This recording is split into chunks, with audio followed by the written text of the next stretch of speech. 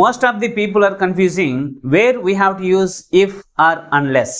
అంటే చాలా మంది ఇఫ్ అనే కంజంక్షన్ ఎక్కడ యూజ్ చేయాలి, అన్లెస్ అనే కంజంక్షన్ ని ఏ సిచ్యువేషన్ లో యూజ్ చేయాలి అనేది కన్ఫ్యూజ్ అవుతూ ఉంటారు. Let us see the usage between if and unless. అయితే లేదా అయినట్లయితే అని చెప్పడానికి మనము if అనే కంజంక్షన్ ని యూజ్ చేయాలి. For example, if you go now you will catch the train. అంటే నువ్వు ఇప్పుడు వెళ్ళినట్లయితే నువ్వు ట్రైన్ ని అందుకోగలవు. Next another one is if you study well you will pass the exam. నువ్వు బాగా చదివినట్లయితే నువ్వు ఎగ్జామ్ పాస్ అవుతావు. In that situation we have to use if conjunction. Whereas unless means లేకపోతే, జరగకపోతే అని సిచ్యువేషన్ లో మనం దాన్ని యూజ్ చేయాలి. For example, unless you go now you will not catch the train. అంటే నువ్వు ఇప్పుడు వెళ్ళకపోయినట్లయితే నువ్వు ట్రైన్ ని అందుకోలేవు. In that situation you have to use unless. You have to understand where you have to use if or unless conjunction in the